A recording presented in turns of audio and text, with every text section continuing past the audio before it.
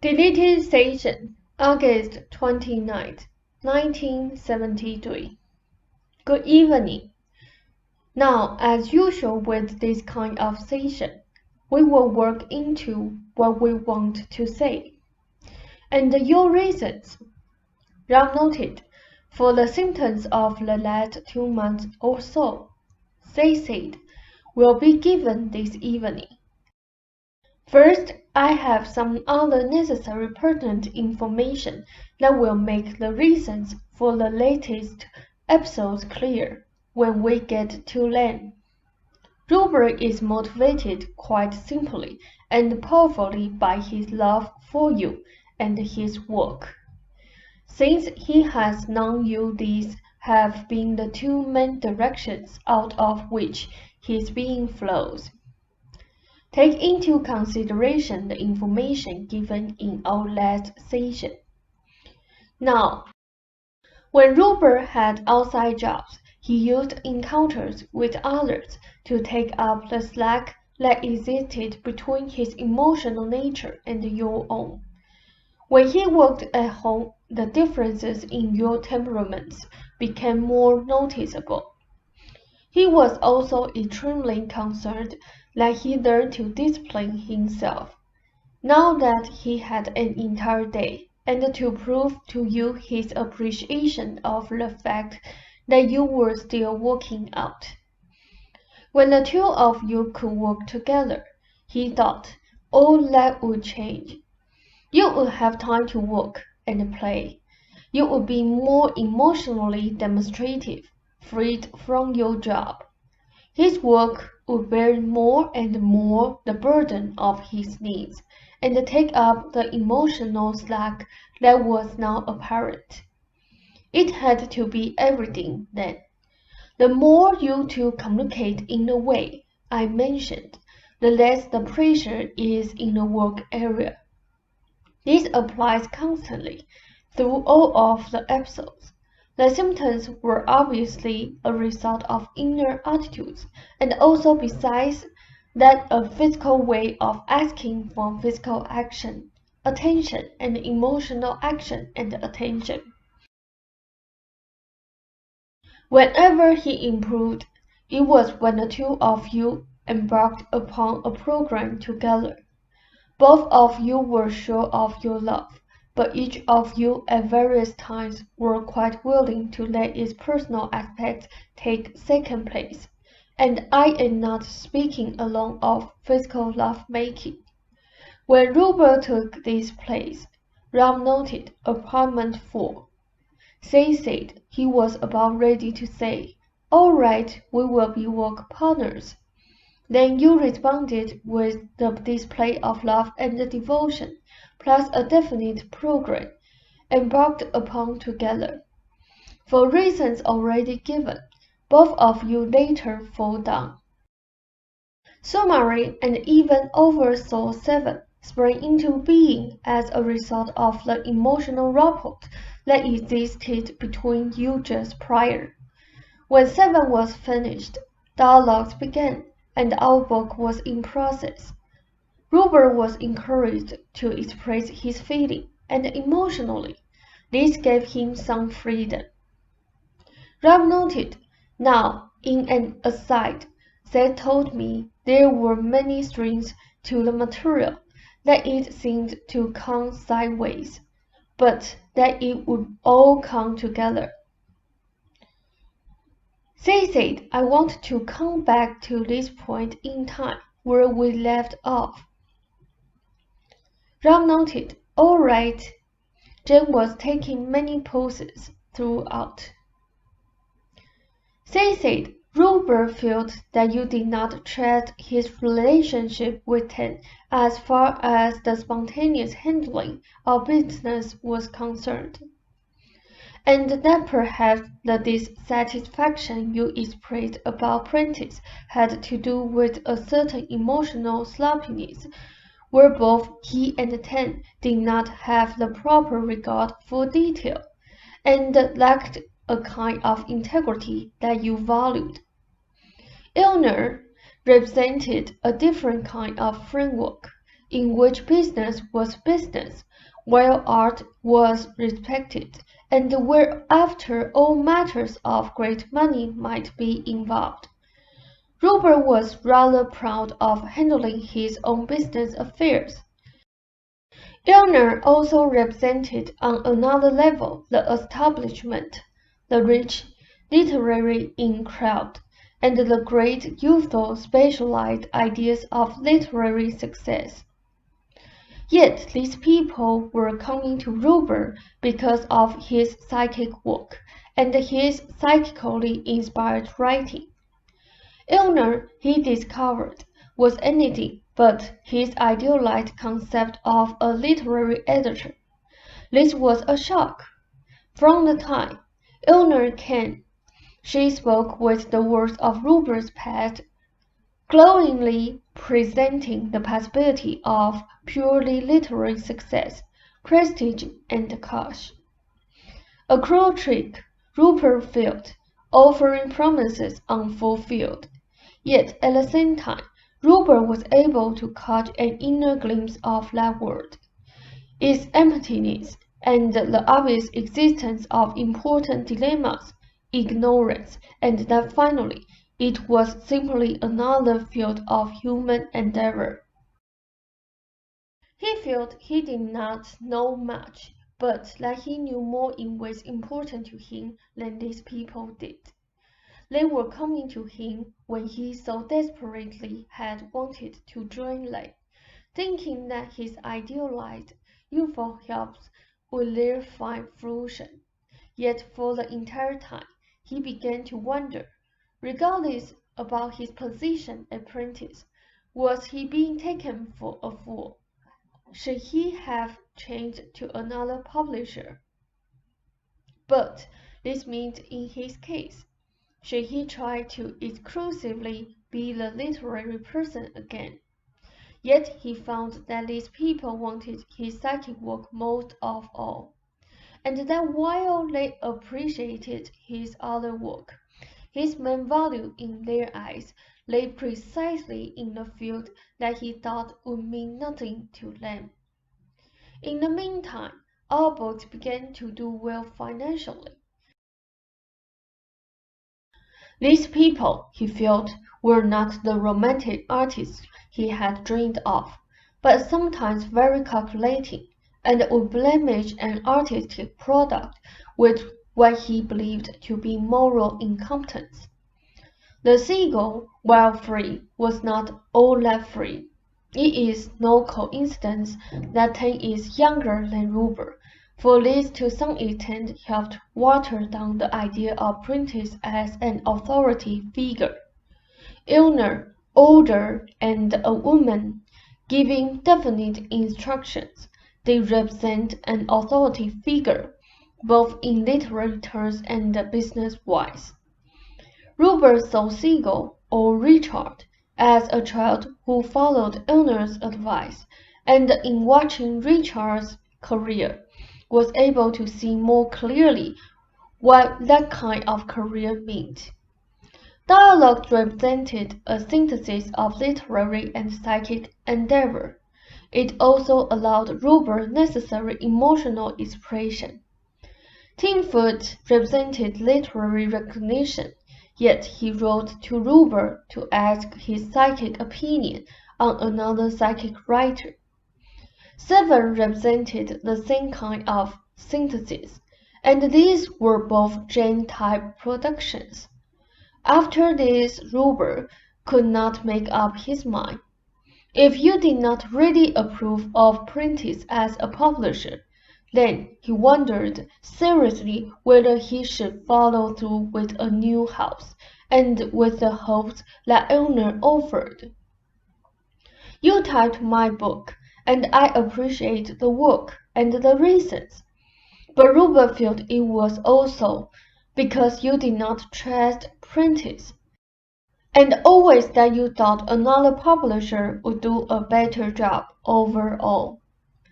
In the meantime, now, another 3, he felt the need again to come closer to you, and you ended up eating over there. Rob noted, Apartment 5. Seth said he had decided because of your more frequent demonstrations of love that he must try again for the emotional rapport with you that was so important. This immediately brought certain aspects to light that had been hidden to some extent while you were more securely separated. Some of this has to do, again, with the fact that you thought your concern automatically expressed your love. You were together more. When you saw him try to get up, he knew you loved him. But the frown was what he saw. He was always trying to hide from you. Part of it was his projection, because he felt you thought he was so stupid for having anything wrong at all. So the more he saw you from, the stupider he felt, and the more guilty, and the more he tried to hide his condition. Both of you have strong perfectionist tendencies, and they are used most constructively as a rule in your works, but you cannot apply them to people, period. Both of you at times do. In your particular personal relationship, Robert began to feel that when you looked at him, you were comparing him precisely with that perfect physical self that seemingly so eluded him, and in the face of that image, any improvement at all began to seem so insignificant as to be meaningless. They were discarded as falsehoods, regardless of your love. When you looked at him, he often saw disapproval. By then, this place, Rob noted, Apartment 4, Seth said, represented isolation and retreat from your relationship's fulfillment in line with what it had meant earlier, and his decision to come out with you again, Rob noted, into Apartment 5. Seth said, as he discovered today, when he looked into a mirror, he was comparing his image now to what it had been several years ago literally, not only in terms of symptoms, you see. In an odd way, he also thought because of that you were constantly comparing him now with a 5 or 10 year earlier self. Your own reactions since our last session are excellent. Robert felt, finally, that you saw him at his worst in the morning, and did not turn away from his as some crooked, broken, grotesque physical person. That was what he was afraid of in the light of your perfectionist tendencies.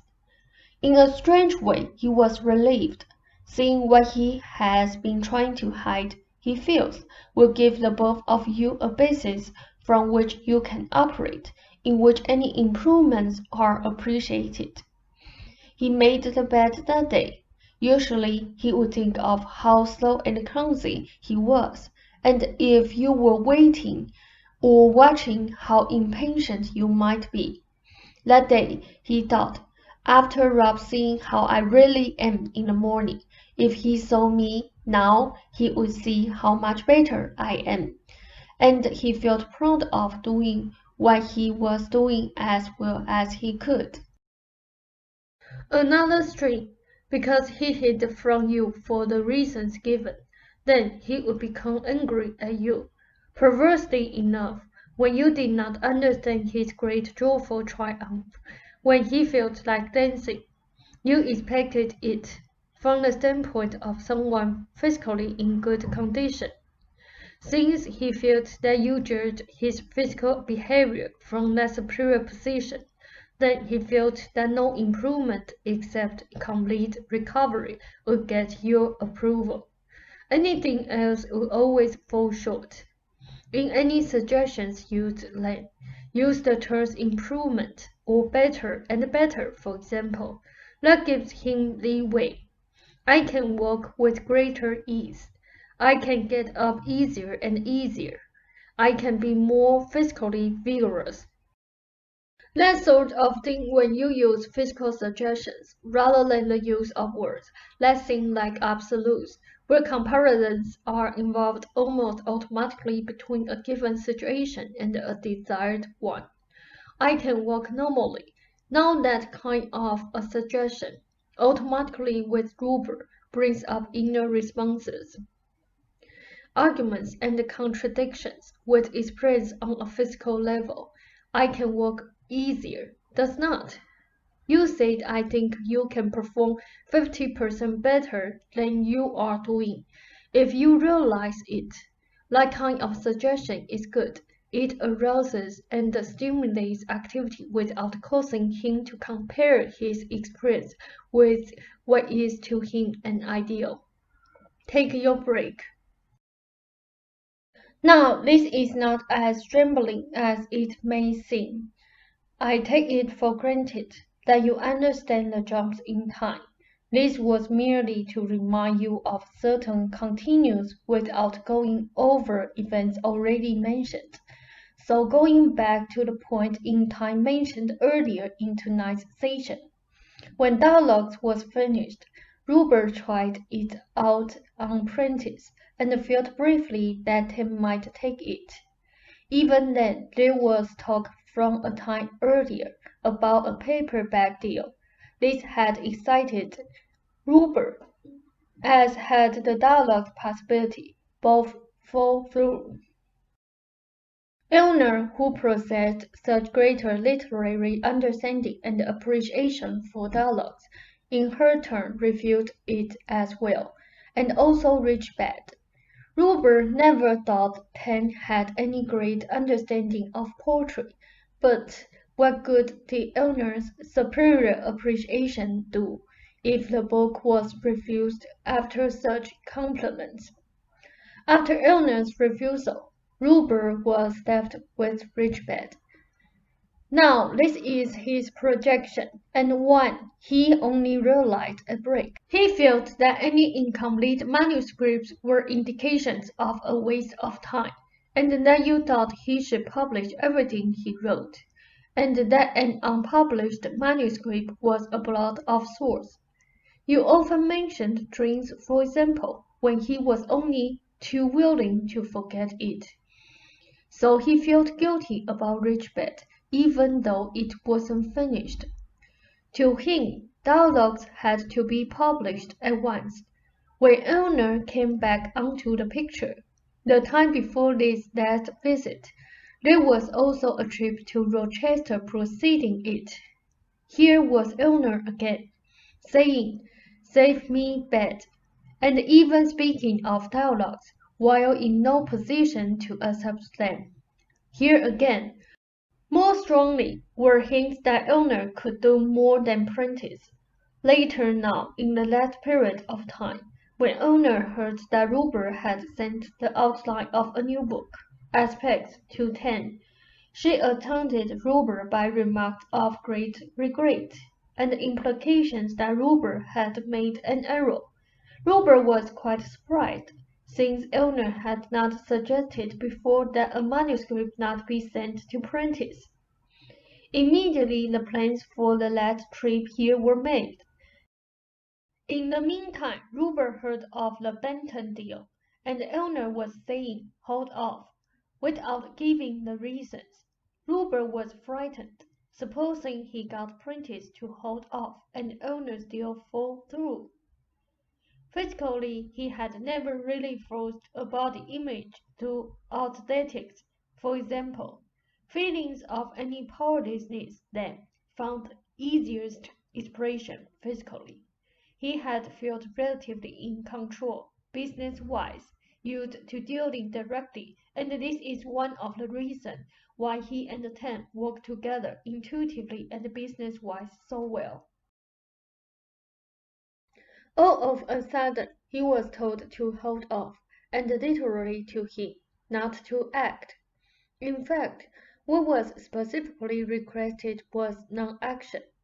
Now, for the reasons given, and the developments earlier tonight, all of those issues met. Since Eleanor's previous visit, Ruber began to feel powerless momentarily in the business area.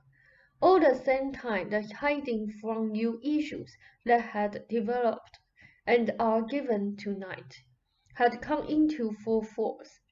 Robert, as you know, does not like to say no, particularly to people like Dick, a friend.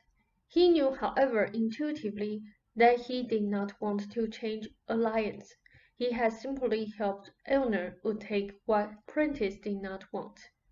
The entire idea of changing houses involved treachery to him, as he interpreted it. Eleanor's remarks, that is, implied moral dishonesty, yet still he was tempted, mainly because he wondered if Prentice was taking advantage of him. All of the decisions he made, finally, were good ones from all viewpoints. In the meantime, however, because of these issues all meeting, and his reactions as given, his condition worsened. The momentary feeling of powerlessness in the business area added to the physical sense of powerlessness. He was simply afraid that he could not improve. Often he has inhibited physical feelings of love for you, for reasons given, but the other night he did not. Your obvious love of him came through strongly, and re-aroused him. Remembering your past ideas toward Prentice, he wondered, regardless of what you said, if you thought he should stay with them. He was very afraid of losing a contract with Prentice for aspects, and abandon contract, while waiting around for another arrangement. At the same time, he was afraid of making demands at Prentice for fear he would discover that they didn't care if he stayed or not. Feeling that way, he still went ahead on his own, and felt happily vindicated. The whole affair, with his reactions now, still had him at a point where he did not think he could physically recover, and he was caught in a panic that he tried to hide from you. Before we finish tonight, I want to speak about the responsibility for his consciousness, and at least mention the morning dilemma. Take a brief break. Robert took the responsibility for his consciousness in other areas far more than most people do. He had no strong background structure in which to build up a confidence in the body mechanisms. The youthful body was able to maintain an equilibrium. Robert felt his consciousness more powerfully in almost any other area. It has been difficult for him to accept the fact that the mind literally controls the body. He now sees that he must exert his abilities in that direction, and your own understanding of the issue in that area will be of help to him. It was not that he didn't accept the responsibility so much as that, in that weakest area, he did not realize the strength of his own conscious thoughts to alter the body mechanism. He can help him most by lovingly reminding him of that. Once he completely understands it, he will accept the responsibility.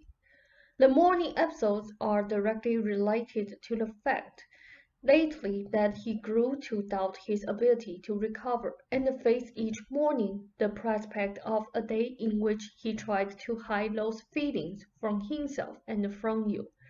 The hallway between the bedroom and the bed became, symbolically, the hallway to physical activity through which he was afraid he could not pass, and through whose portals he must go alone, since he did not want to burden you with his despondency over it. Now that is the end of the session for tonight. Your own actions plus the new insights Robert is gaining will serve as your start. I bid you a fond good evening. Ralph said, "Thank you," said, "Good night."